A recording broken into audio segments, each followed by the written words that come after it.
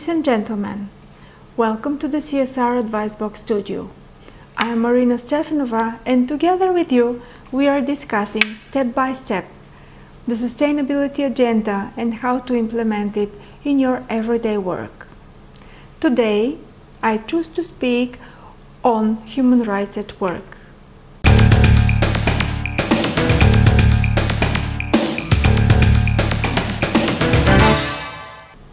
Maybe you will say that this is the only prerogative, right and obligation of the state to be able to protect, to fulfill and create an environment where all the human rights can be exercised. But this also includes the enterprises, so we are going to discuss here the interrelations on this issue. Together we will now say why this is important, what does it mean, what does it require from the companies, how long does it take to implement such a kind of a process, is it costly, how much does it cost, and is it worth doing it or not doing it. Please take a cup of delicious tea, sit comfortably, put your headphones on, and let's start.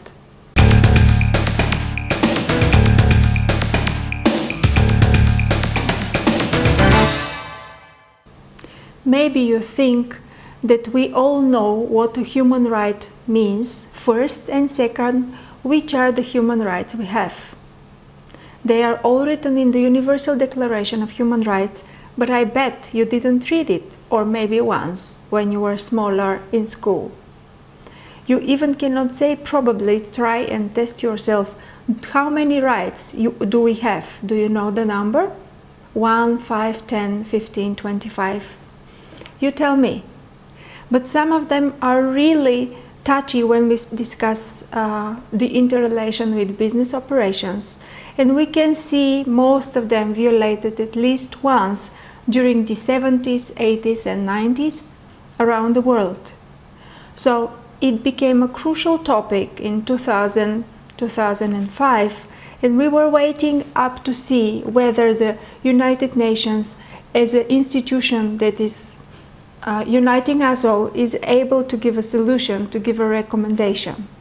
This recommendation came under the name of the Ruggie Principles, or the principles of guiding United Nations guiding principles on how to implement human rights at work.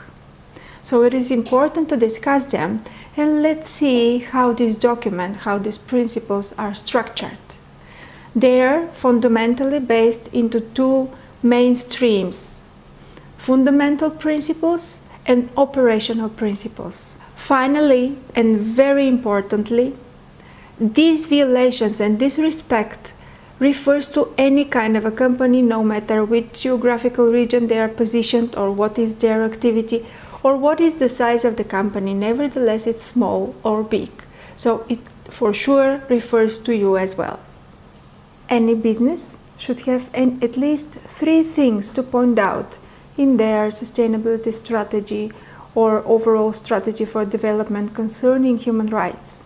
The first, of course, is the statement that you are defining what human rights are, how they fit in your business operations, and the second one covers all the policy related to due diligence, defining them, identifying gaps where are the weak places, later on communication of them, the ways you protect them. And the third one is what is happening in some of the cases of violation, what are the means that you use for remediation, and how exactly the question of human rights can be raised by an individual in your company.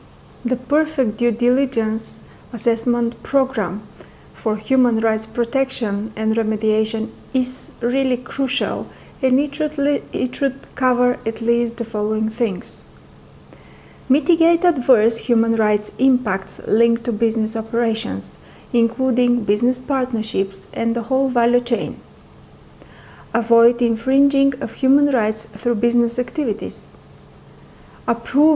being approved by the senior level of management of the company. It is formed and informed by an expertise meaning that for all human rights that you are concerning, you have asked an additional third party, which is going to contribute with their capacity and expertise to definition of the proper way of dealing with these human rights at the working place. It is very important to know that every due diligence system has to have defined the remediation procedures, the remediation approach that you use in order to deal with grievance you receive during your everyday work. It is a very sensitive topic, so do not miss it.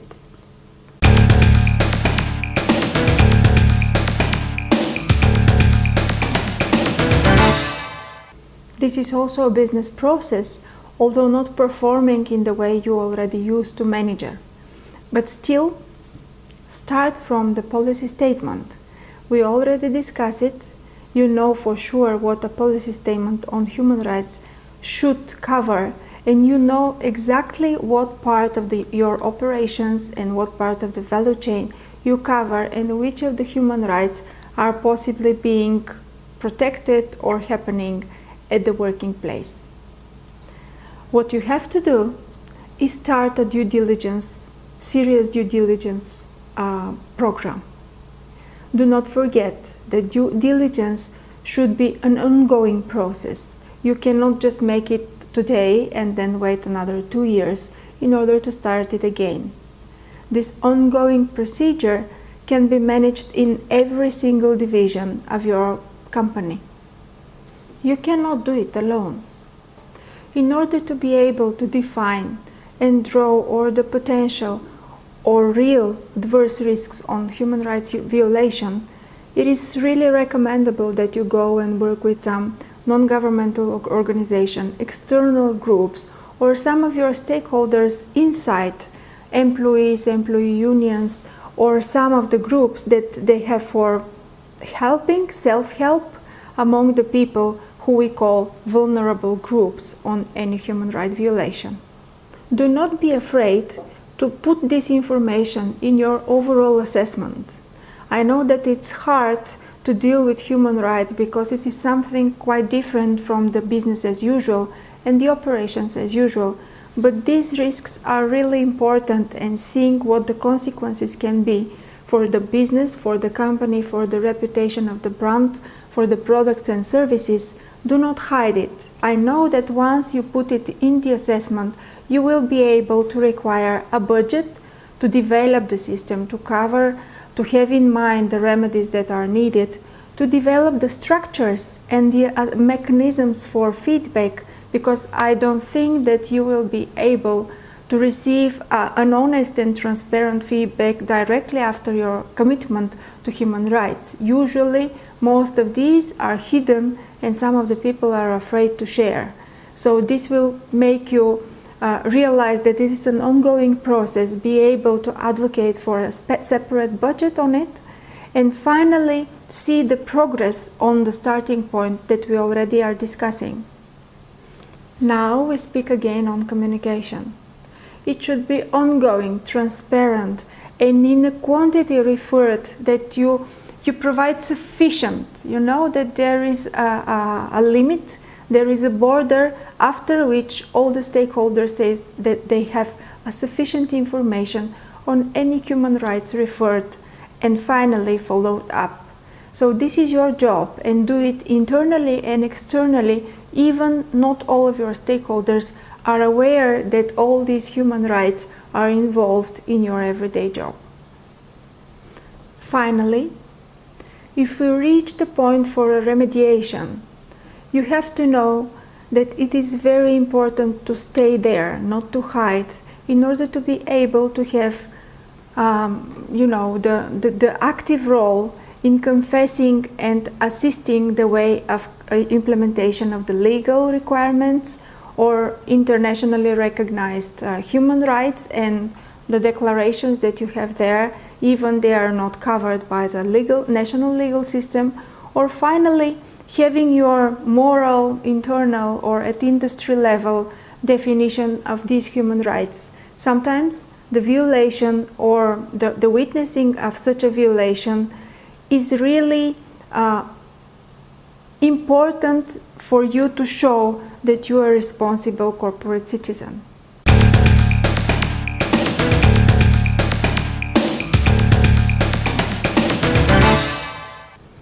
I really find it hard to discuss exactly the answer of this question here and now, because I think that human rights are sacred, and it is very, very basis of the interaction, dialogue, partnership, engagement with all people around you if you respect the human rights. But there are also some business advantages, please do not forget it, in order to build your sustainability strategy, and some of the very important highlights that it is based on. The first thing, very important, is risk reduction.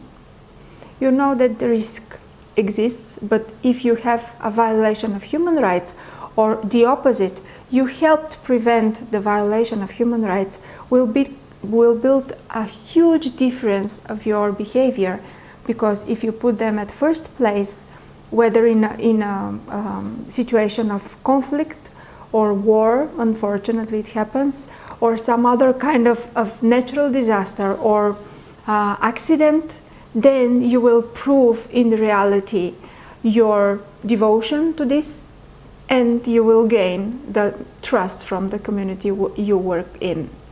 Secondly, very, very specific, it is a core component of the reputation. So the risk and the reputation are your main business advantages if you want really to focus on it. And yes, it is worth it, every single resource you put on this. Ladies and gentlemen, thank you for being with me, Marina Stefanova, in our CSR AdviceBox studio. Our topic was very important, and I hope you like it. If it's so, go to our YouTube channel and subscribe for any other videos that you want to follow online. If you urge to watch the whole series of the season, go to our website and pre-buy them. I look forward seeing you in 2 weeks when we are going to discuss step by step the construction and voting and accepting of a sustainable strategy, an important, a very important series. Till then, follow us on Facebook, like us, share our news coming from worldwide with your peers, and help us grow our CSR Practitioner Society online.